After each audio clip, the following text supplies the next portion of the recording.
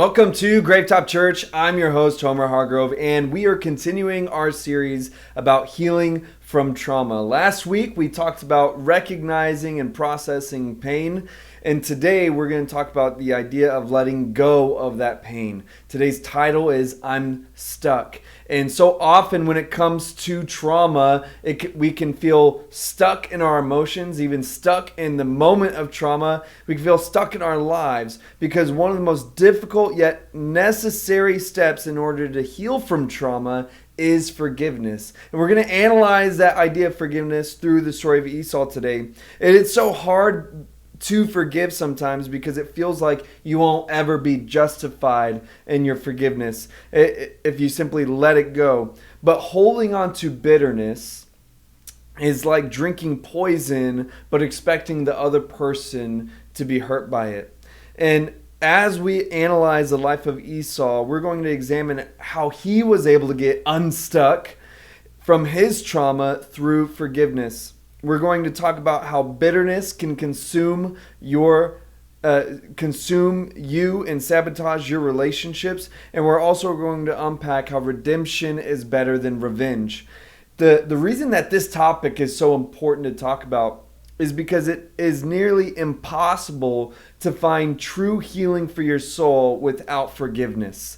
Even if we learn how to process our trauma, we will stay stuck in it if we don't learn to let go of the pain from it.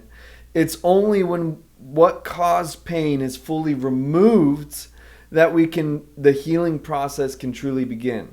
Let me share kind of a full background of some moments of Esau's life that were traumatic. And we're going to look at even from the moment he was born in Genesis chapter 25, verse 21 through 34. It says, Isaac, who is Esau's dad, pleaded with the Lord on behalf of his wife because she was unable to have children. The Lord answered Isaac's prayer, and Rebekah became pregnant with twins. But the two children struggled with each other in her womb. So she went to the Lord to ask about it. Why is this happening to me? She asked. And the Lord told her, the sons in your womb will become two nations from the very beginning. The two nations will be rivals. One nation will be stronger than the other. And your older son will serve your younger son. And when the time came to give birth, Rebekah discovered that she did indeed have twins. The first one was very red at birth and covered with thick hair like a fur coat.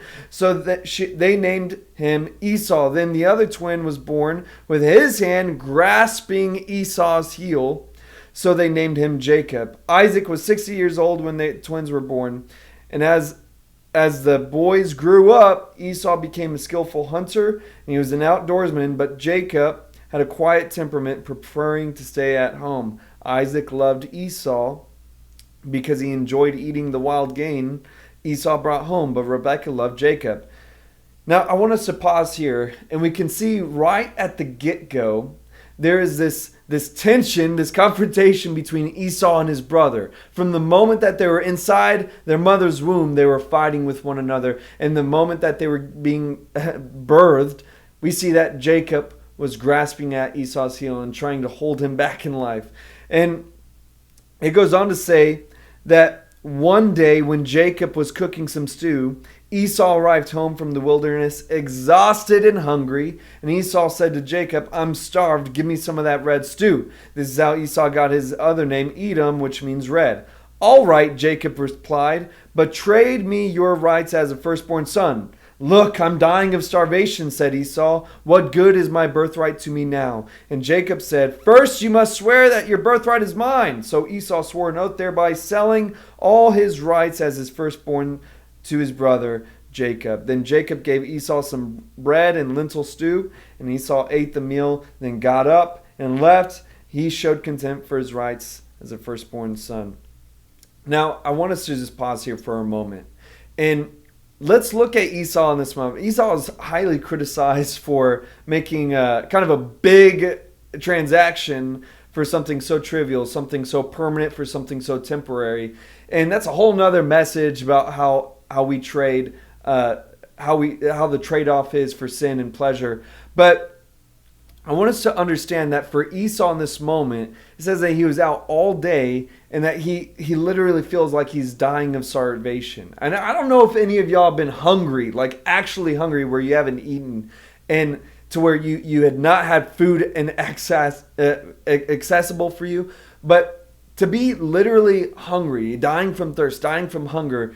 I mean, he's completely exasperated, and you do not think right when you are deprived of certain needs of your body. Like when you are that hungry, you're not thinking in the right mind. And so Jacob took advantage of his weakness for a moment of personal gain. I want us to really understand what Jacob is doing. He's not just being a snot-nosed brother. He's doing something truly wrong when he takes advantage of Esau and his weakness. And so we see from the moment of his birth to this big moment now that Jacob does not treat Esau like a fair brother. It's one thing for siblings to fight, but it's another thing for siblings to be at such ends to where in this moment, Jacob is just taking advantage of his brother.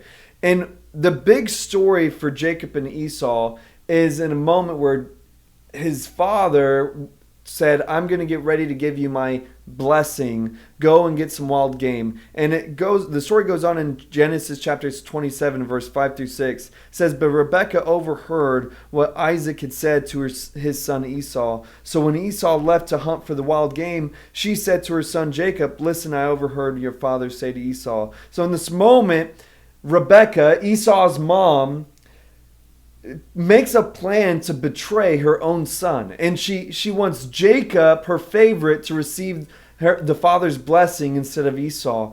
And I think that this is really key because you're seeing betrayal from a brother, and now you're seeing betrayal from a mother. You're seeing some traumatic events play out in a couple of sentences, but think about what it would actually feel like to experience that real betrayal from the people that you ought to trust the most. And it says that in the moment, in the next chapter in 27:30, it says, as soon as Isaac had finished blessing Jacob, and almost before Jacob had left his father, Esau returned from his hunt, and Esau prepared a delicious meal, brought it to the father, and then he said, sit up, my father, eat wild game, you give me your blessing. But Isaac asked him, who are you? And he said, it's your son, your firstborn son Esau. And in this moment, his father realizes that he's been tricked. He's blind, so he doesn't really know who he gave the blessing to. He tried to make sure, but he was tricked. And it says that when Esau heard his father's words, he let out a loud and bitter cry. Oh, my father, what about me? Bless me too, he begged. But Isaac said, your brother was here and he tricked me. He has taken away your blessing. And Esau exclaimed, no wonder his name is Jacob, for now he has cheated me twice. First he took my rights as firstborn, and now he has stolen my blessing. Oh, haven't you saved even one blessing for me? Isaac said to Esau, I have made Jacob your master and have declared that all of his brothers will be his servants. I have guaranteed him an abundance of grain and wine. What is left for me to give you, my son? Esau pleaded, but do you have only one blessing? Oh, my father, bless me too. And then Esau broke down and wept.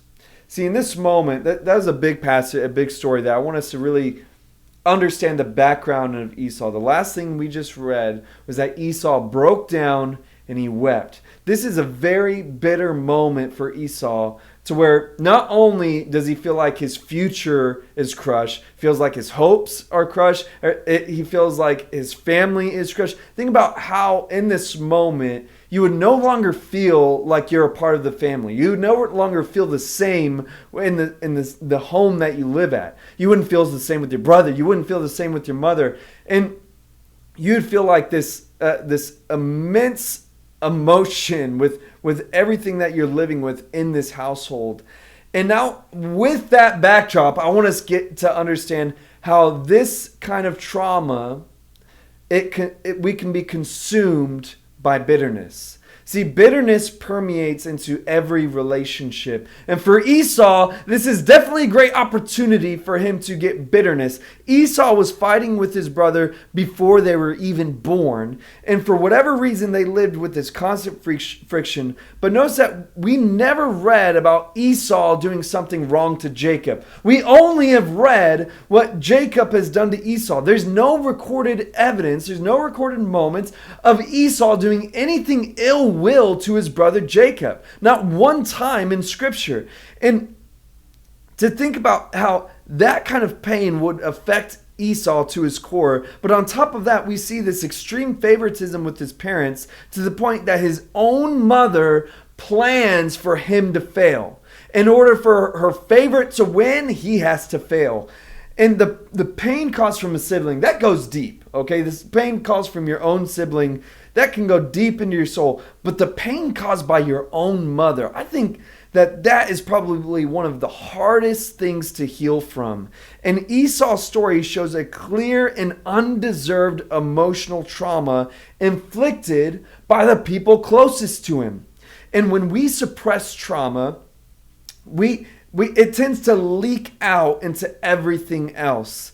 It seems that for Esau, he tried to take out his frustrations through hunting, through physical exercise, and romantic relationships. We see in Genesis 26:34 through 35, at the age of 40, Esau married two Hittite wives, Judith, the daughter of Beeri, and Basemath, the daughter of Elon. But Esau's wives made life miserable for Isaac and Rebekah. So the reason I want to share this is for us to unpack that. We know that Esau's a physical hunter. He likes physical exercise to the point where he'll be outside all day, lose track of time, and forget to eat. And now we see that he not only pursues one wife, but two wives. That he has all of these drives within himself that show a type of extremity. He's going to the extremes on things. And what I see is a man that is leaking out bitterness. He is leaking out rage and trying to output it through some of these ways that seem seemingly healthy. But no matter what, while these things may help distract us from that inner pain, it doesn't make it go away. For Esau, it doesn't make it go away. For you and I, no matter how much we distract ourselves, whether it's through good distractions, seemingly, or bad distractions, it doesn't make the pain go away. And eventually that bitterness is going to bleed into whatever relationship or hobby we find. Because at the end of the day, the pain is still there, eating at you from the inside. And the moment that you are triggered unintentionally by someone, you're going to lash out at them as if they're the ones that caused the trauma. And this will continue to happen again and again, whether it's your friendships, your romantic relationships, or even in the workplace. You're going to have these build-up moments and these outlash moments, because until you deal with the bitterness and forgiving, you need to let it go. Until you deal with that, you're going to have that bitterness bleeding out. I'll share a personal example for me. There's moments in my childhood where I had some extreme neglectment. I remember moments where a big part of my childhood where I would even steal for food, or whenever I was at home, if I wasn't sleeping outside and I was at home, there's a lot of times where I was just most of the time making my own food, survival of the fittest. And I remember years later, again, this may seem like trivial stuff for if we were to try to compare traumas, but for me, it was one thing that went deep. And years later, I'm married to my wife. We're now, at the time, we're several years married. And there was a moment where we had this big day at the park, and I had a moment like Esau. I was like, man, I'm dying of starvation.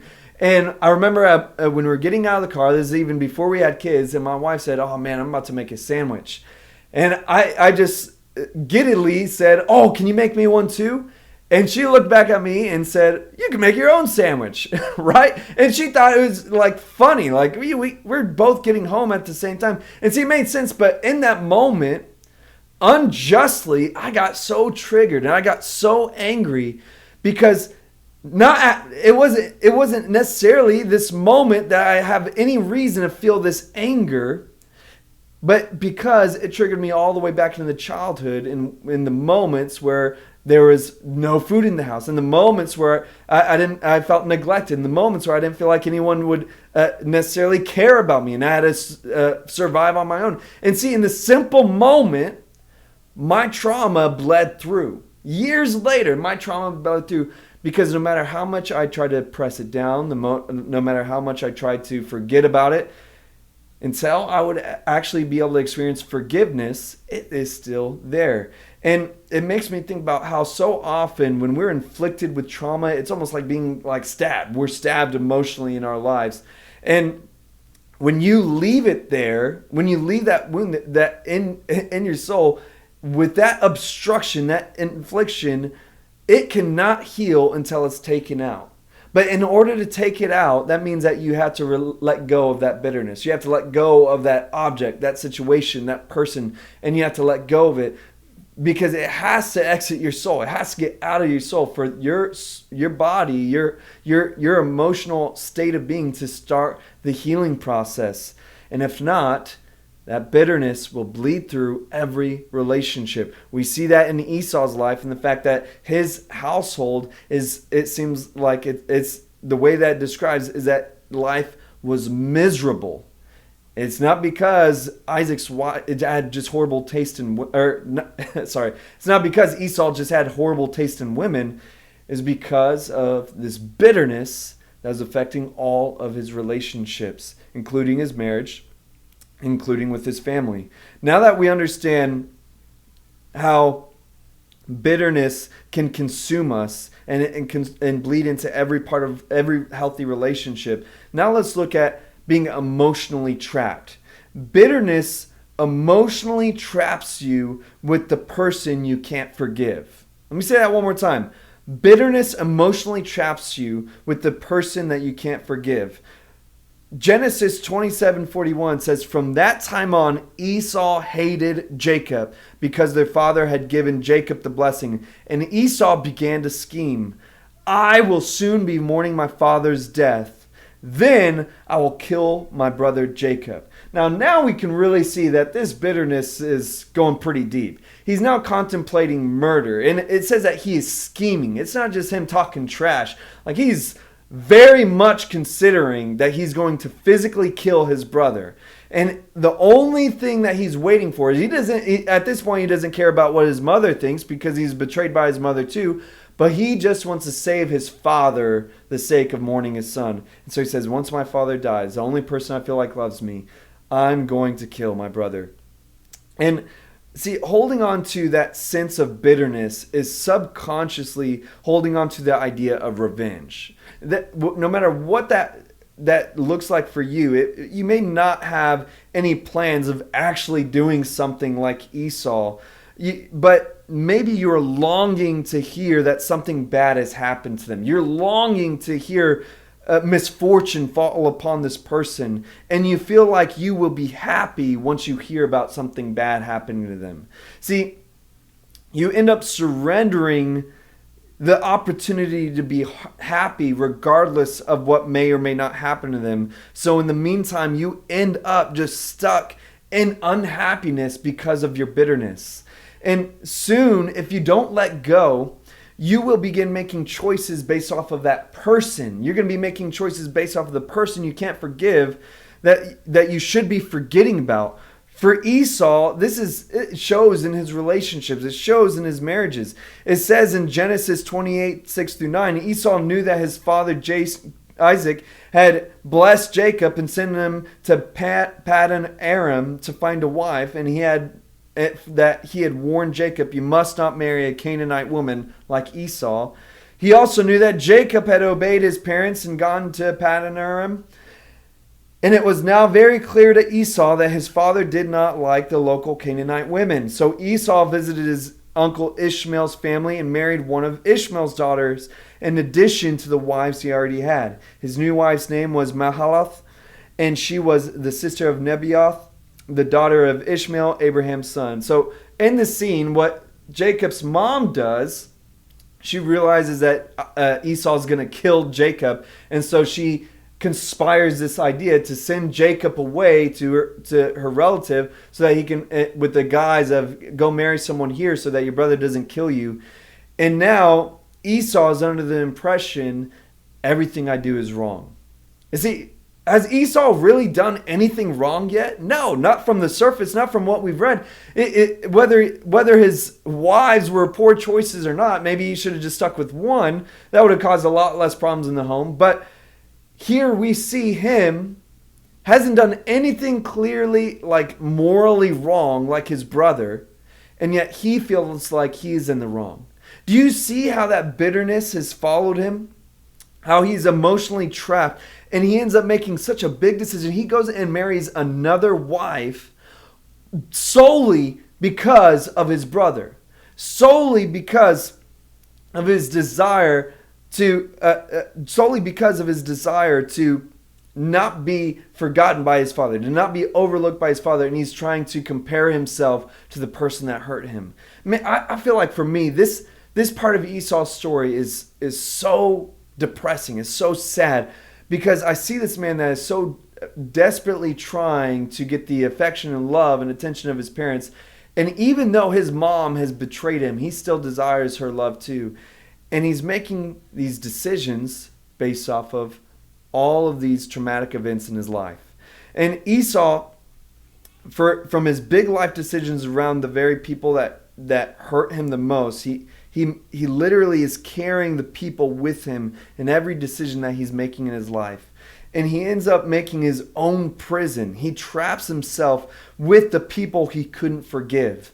And holding on to those people is only giving them power. He only ends up giving them power over his life. In the same way, the people that you don't forgive, you're giving them power to how you feel. You're allowing them to control your happiness. You're allowing them to control how you feel today. But releasing them is really taking back the key in order to get you out of this prison that you've locked yourself in. It's the only way to get in which you have been. It's the only way to be able to get unstuck. It's the only way to get out of this place where you're carrying them with you everywhere you go. I mean, just think about someone that is bitter. Anyone that you know. And it's almost as if in their day-to-day conversation, they still carry that person. I mean, how many people have you met where they end up having a really bad falling out in their marriage, got divorced, and they're still talking about the spouse that they hate? It's been years, and they're still talking about them. And they carry the person that hurt them with them everywhere they go. But if you were to forgive, if you're able to let go, you're able to truly be free. You don't have to be stuck with the person that hurt you when you forgive. Now, on that note, everything that we're talking about is pointing to forgiveness and the fact that there is freedom for our trauma in forgiveness. That freedom brings about healing because redemption is better than revenge. Everything in Esau's story is burdened with trauma and bitterness and rage, but his ending was actually a lot better than the beginning because in his greatest moment of betrayal and despair, his father gave him a piece of advice that would guide him and help him to be able to unlock a blessed life where he didn't have to be stuck any longer. And it is found in the right after. It says that Esau broke down and wept. That moment where he has this bitter weeping from his betrayal. It says Genesis 27:39-40 says, finally his father Isaac said to him, and the fact that it says finally, it just shows that Esau was crying for a hot minute. You will live far away from the richness of the earth and away from the dew of the heaven above. You will live by your sword and you will serve your brother. But when you decide to break free, you will shake his yoke from your neck. This is one of the most powerful verses in Scripture right there. And the power behind it, it presents you with the power to break free. It presents you with the decision, the choice to have freedom. When it says, when you decide to break free, he's talking to Esau. When you decide to break free, all of these things don't have to happen to you. Showing that when you allow yourself, it shows that when you allow yourself to forgive, you are actually liberating yourself from that person's grasp.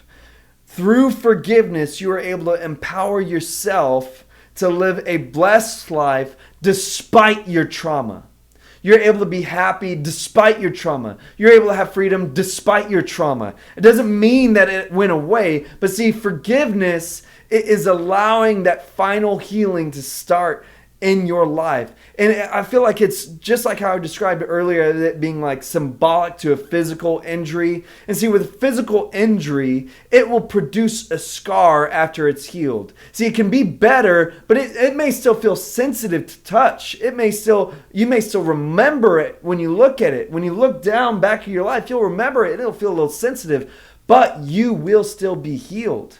And forgiveness, it's really simple. See, we make forgiveness so complicated sometimes, and we think that we're not allowed to have feelings through that forgiveness. See, you can forgive and still be angry. You can forgive and still feel emotional about it. Forgiveness is a decision. It's a decision to let that person go. I'd imagine it like this.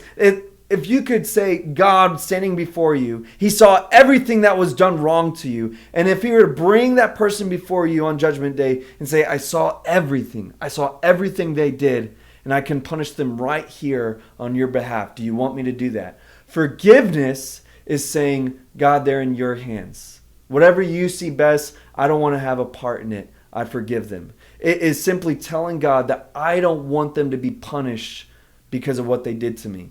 I'm choosing to be free from that. And that is as simple as forgiveness gets. Would you be able to say that through tears? Maybe. It doesn't matter if how much it hurts or how hard it is for you to get to that point. But just know that that's as simple as it gets, of making a clear decision to God and saying, I forgive them. And if you feel sour about it later, it doesn't mean that you haven't forgiven them. It just means that, man, it still hurts. And you don't have to have this constant confusion about whether or not you have forgiven someone.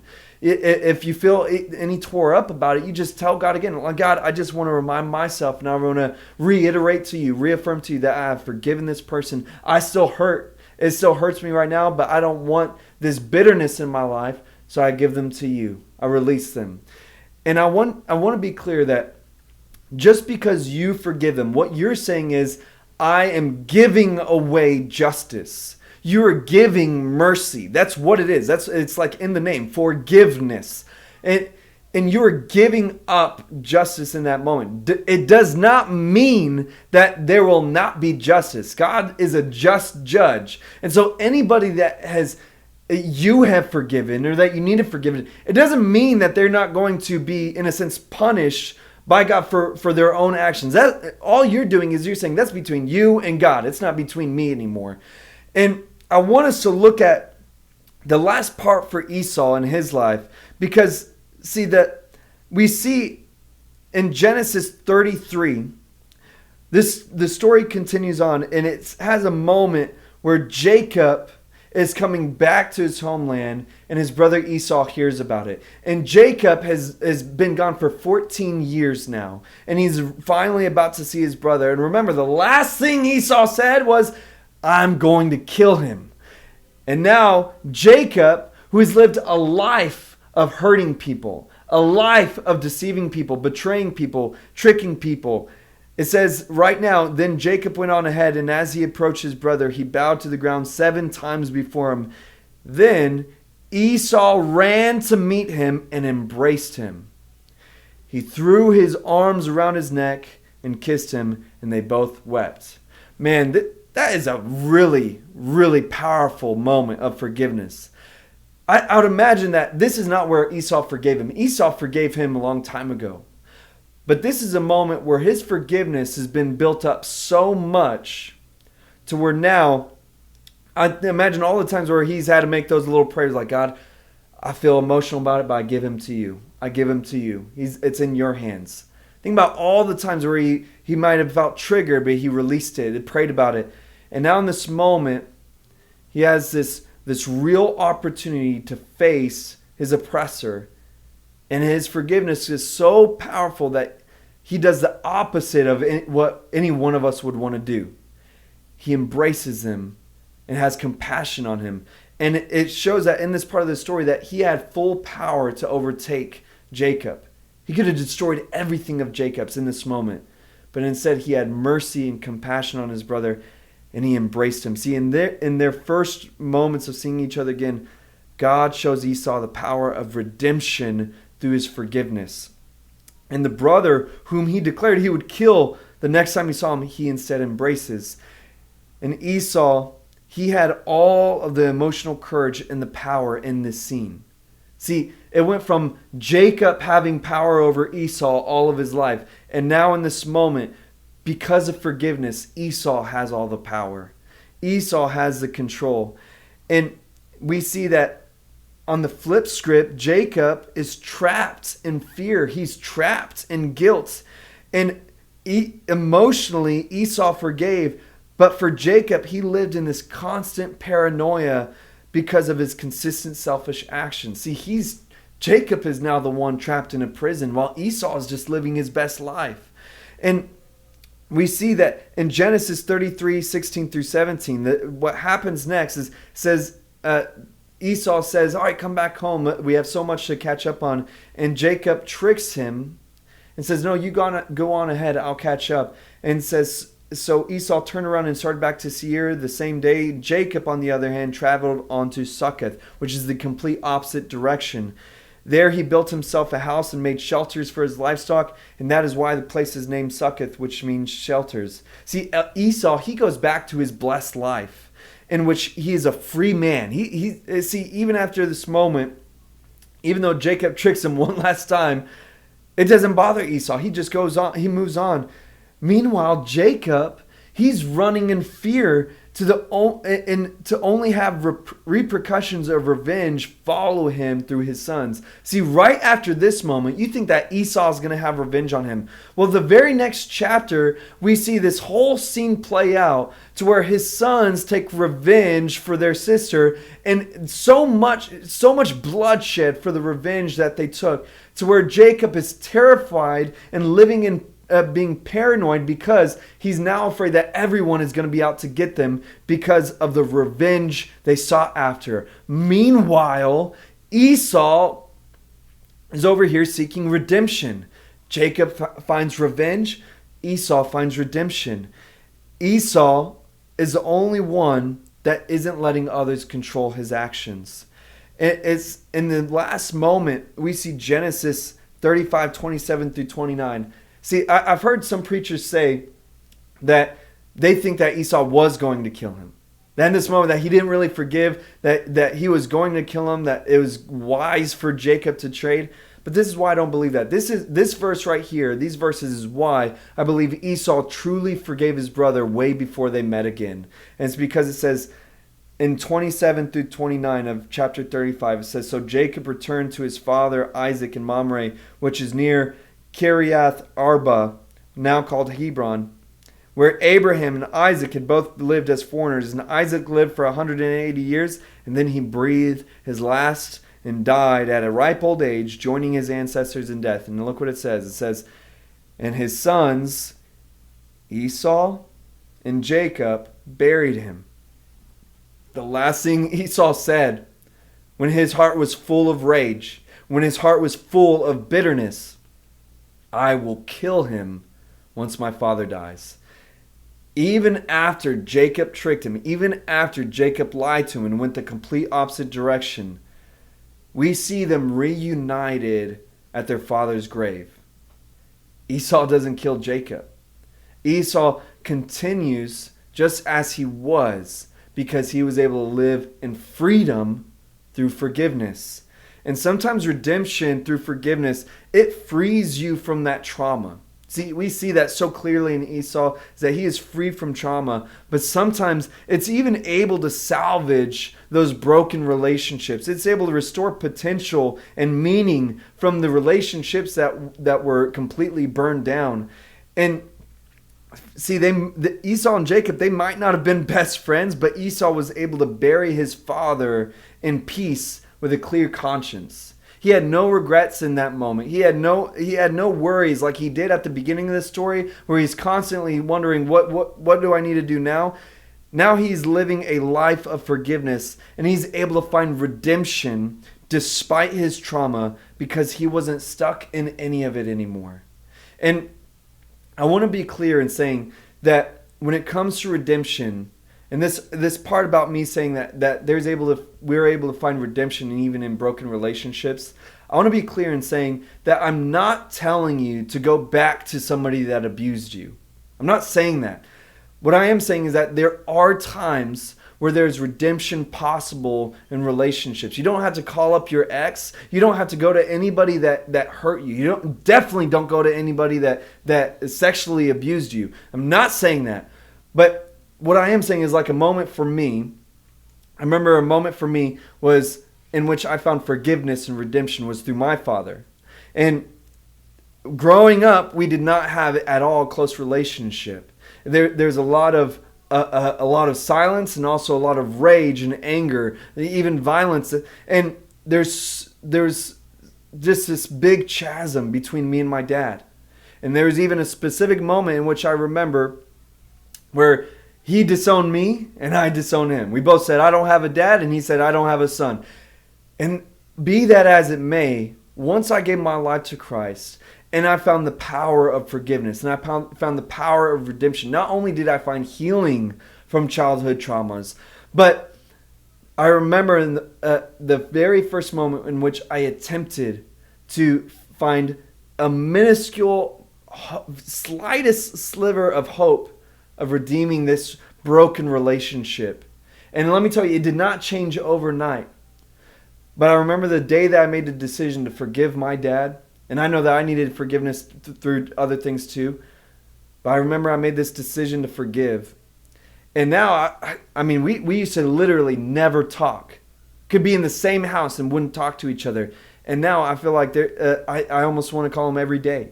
I talk to him every single week. And if I ever have someone that I want to be a cheerleader for me, if I ever get really good news, the first person I want to call is my dad. We have such a healthy and good relationship now, when before it seemed impossible, but it's all through the power of forgiveness.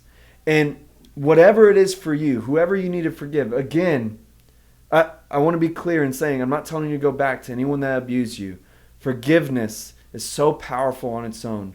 And maybe throughout this whole message, you also realize that we need forgiveness. You need forgiveness. And if you've never had a moment in which you've received the forgiveness for your sins through Jesus Christ, I mean, that's why he died on the cross. It's because we have all been transgressors of God through our sin.